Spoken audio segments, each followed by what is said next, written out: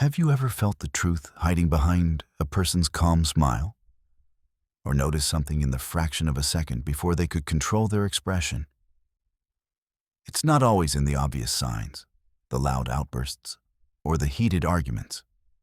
Sometimes the truth slips out in the quiet, in the stillness, in the moments they think no one is watching. Nietzsche once said that truth often hides beneath performance, not in chaos, but in control. We tend to believe that the more composed someone is, the more trustworthy they must be. But composure can be a stage. The pauses, the polished words, the measured gestures, all of it can be part of a performance crafted to keep you from seeing what lies beneath. Think about it. The politician who never breaks eye contact, smiling as they dodge the question. The friend who laughs at the right time but whose eyes never really match the smile. The colleague who agrees with everything in the meeting, but whose silence afterwards feels heavier than their words. These moments are not accidents. They are choices. They are the art of managing what others see, and more importantly, what they don't see. Nietzsche understood that masks are not always malicious. Sometimes they protect. But when performance becomes habit, when it replaces reality, it can separate a person from themselves. And here's the unsettling part. The best masks are not built with lies, but with fragments of truth, arranged to keep you looking in the wrong direction. That's why the fraction of a second before someone regains their performance is so powerful.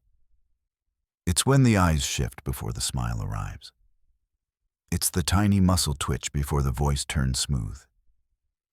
It's the moment when the truth, tired of being hidden, takes a breath before being buried again. If you can learn to see those moments, you'll notice something else. They're everywhere. And once you start seeing them, you can never unsee them. Nietzsche saw human interaction as a kind of stage. And on that stage, almost everyone wears a mask. These masks aren't just props for deception. They are tools for survival. Sometimes they shield us from judgment, rejection, or emotional harm.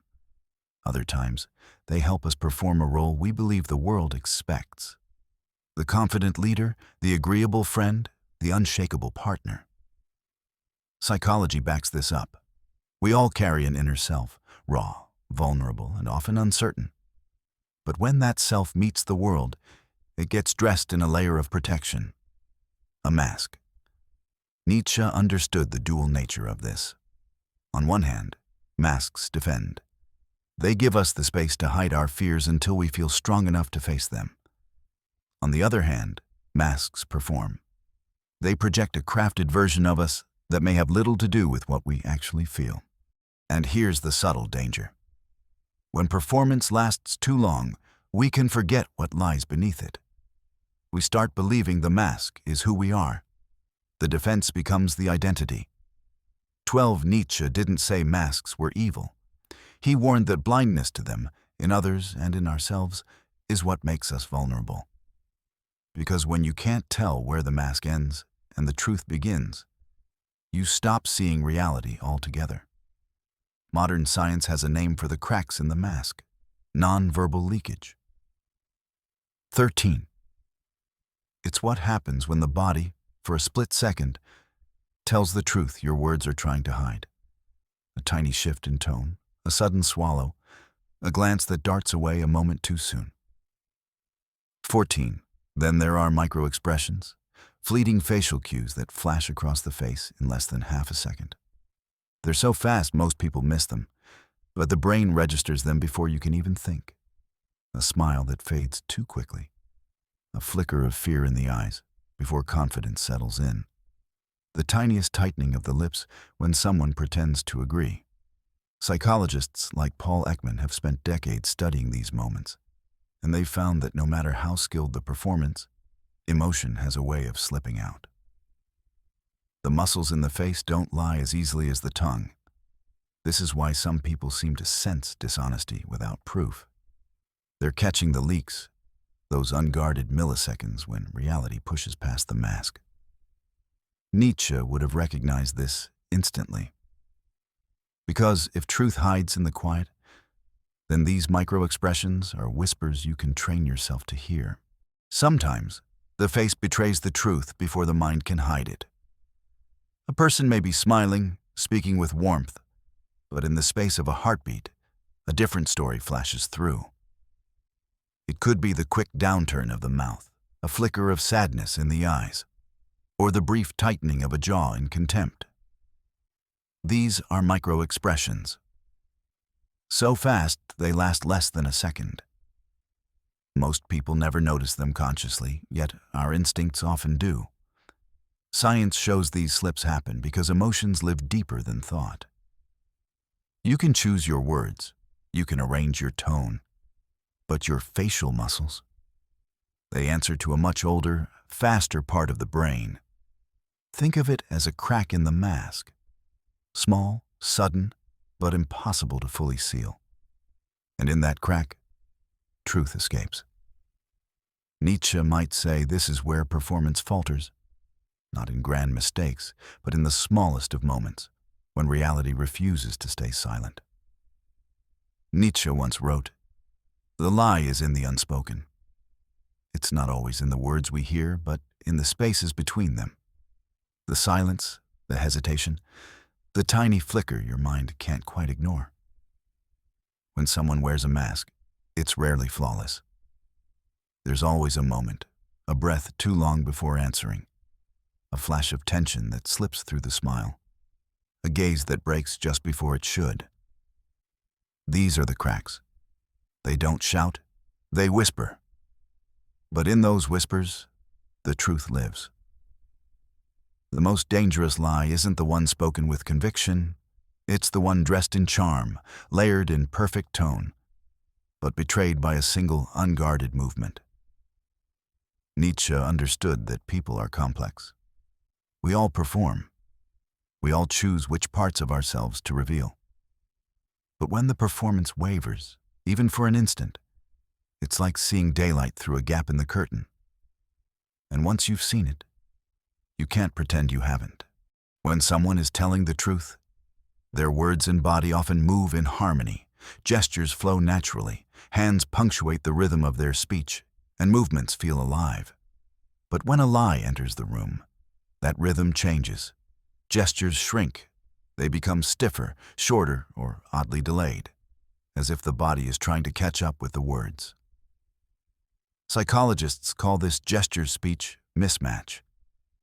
You hear one thing, but the body says something else. A confident claim paired with a shrinking posture. A warm sentence delivered with a clenched jaw. It's like watching two channels at once and realizing they're telling different stories. Sometimes the opposite happens. Gestures become too big, too rehearsed, as if someone is acting out, being natural. But true naturalness doesn't need rehearsal. Nietzsche might say this is another mask, but here, the mask is overcompensating. It's the awkward pause before the smile, the hand that moves a second too late, the body playing a part while the truth waits backstage. These small fractures don't expose the full truth at once, but they let you know there's more to see if you're paying attention. They're crafting their mask even as they wear it. Nietzsche understood something unsettling. A mask is not always fixed. Sometimes a person is shaping it in real time, right in front of you. Every word, every glance, every calculated laugh is a brush stroke on that mask. They adjust it as they speak, polishing the parts they want you to see, hiding the parts they hope you never notice. It's not just performance. It's construction. The mask is both the stage and the act, and the danger. If you don't notice it being built, you'll mistake it for their face. Nietzsche would say that when the soul is unsettled, the body cannot fully obey. A lie demands control over words, tone, expression. But that control is never perfect. Look closer, and the truth leaks through the fingertips. A tap of the nail against the table. A subtle shift of the foot. The hand brushing the face as if trying to wipe away the weight of what's been spoken.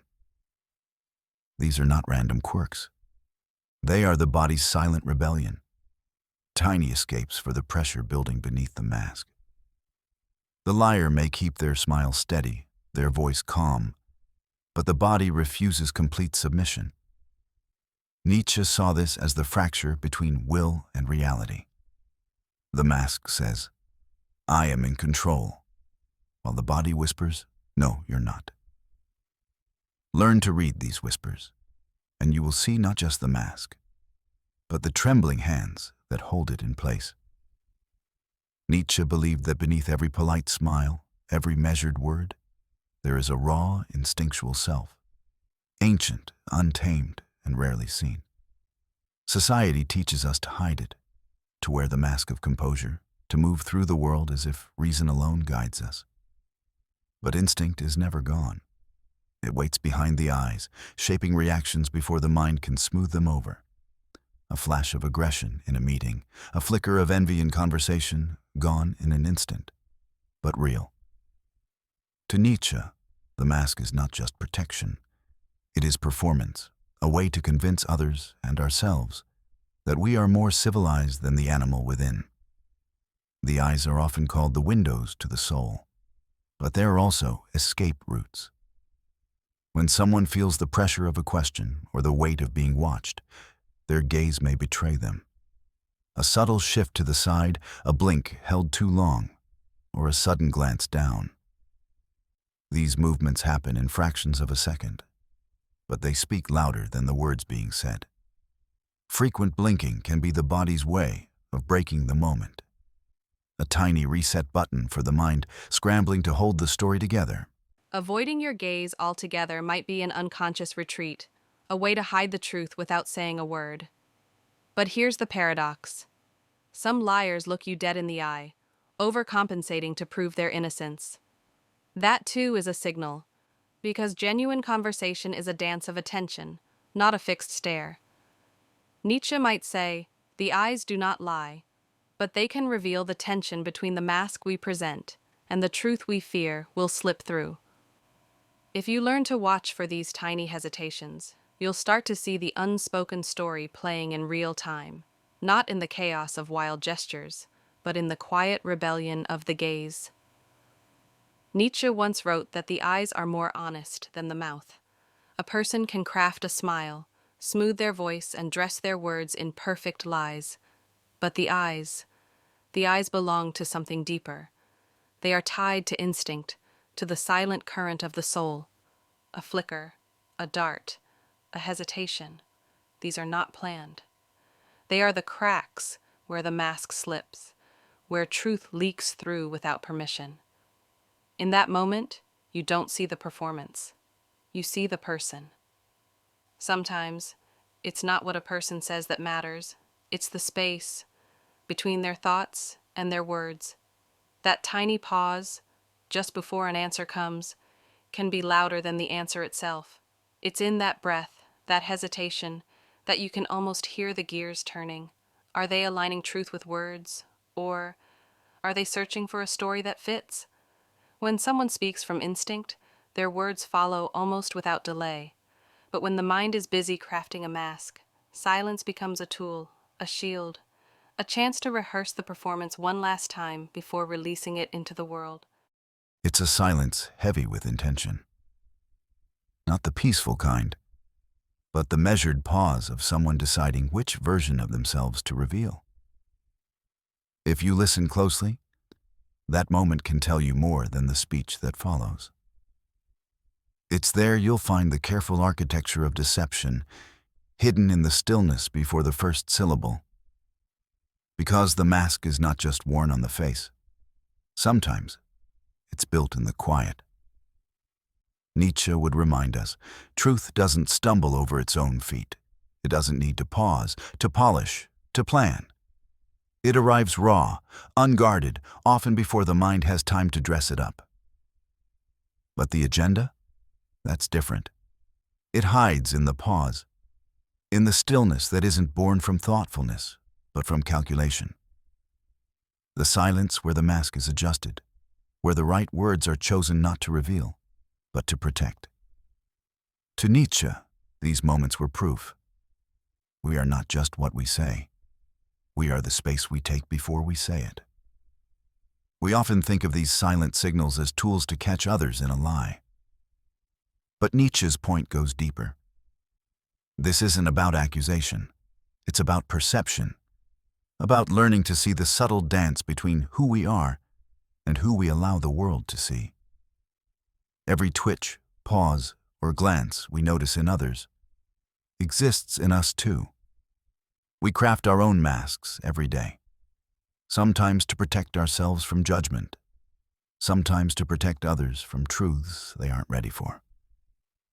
Nietzsche wrote, "Every profound spirit needs a mask." He didn't mean this as an insult, but as recognition. A mask is not always deception. It can be armor, a way to survive in a world that doesn't always welcome what's raw and unfiltered. Yet, by becoming aware of the mask, both ours and theirs, we step closer to truth.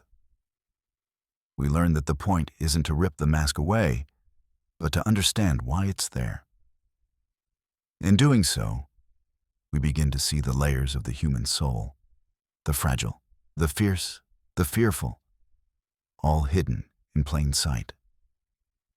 Once you learn to see these silent moves, the flicker of doubt, the stutter in a gesture, the pause before the answer, you can't unsee them. The world changes. Every conversation becomes layered. You notice the performance and the person, the mask, and the face beneath it. And in that moment, you have a choice. You can stay mesmerized by the mask, believing the polished story, playing along with the surface. Or you can choose freedom, the freedom of seeing the truth beneath. It's not always comfortable. Sometimes it's unsettling. Sometimes it makes you question people you thought you knew, and parts of yourself you never examined. But sight is power. When you see the mask, you stop being controlled by it. You stop mistaking performance for reality. You stop giving your trust to shadows. And maybe, just maybe, you start wearing your own mask more intentionally. Not as a prison, but as a tool. A choice, not a reflex. Because once you've seen the truth, you realize something important. You can't control the masks others wear, but you can choose whether you hide behind yours or step into the world as you truly are. That choice is the first step toward freedom. And once you take it, you'll never look at a human face the same way again. The world speaks in whispers, not in the words we throw into the air, but in the pauses between them, in the shifts, the hesitations, the tiny movements we don't even know we make. Truth is rarely loud. It's a shadow on the edge of a smile, a single blink too long, a stillness that feels just a little too heavy. Most people rush past these moments, hungry for the story they want to hear. But if you slow down, if you really look, you begin to hear what's not being said. And that's where the real conversation lives. Beneath the practiced words, beneath the polished mask, beneath the part of ourselves we show to the world. Here, in this quiet space, you're not just a listener anymore. You're a witness. You see the human truth, raw, imperfect, undeniable. The thought foundry isn't here to tell you what to believe. It's here to sharpen your sight. Because once you see clearly, you understand. Every mask tells a story, and every story reveals the one thing it's trying to hide. Here, in this quiet space, you're not just a listener anymore. You're a witness. You see the human truth, raw, imperfect, undeniable. At the Thought Foundry, we're not here to hand you conclusions. We're here to give you sharper tools, to help you see the patterns others miss, to read the pauses, the glances, the tiny fractures in the mask. Because once you notice these silent moves, the world stops being a blur of performances and becomes a stage where truth occasionally slips into the light. You realize that the real skill is not in tearing masks away, but in understanding why they were worn in the first place. So carry this with you. Watch. Listen. Notice the stillness between words, because every mask tells a story, and the most revealing part is what that story tries to hide. This is the Thought Foundry, where we shape ideas, and ideas shape the way you see the world.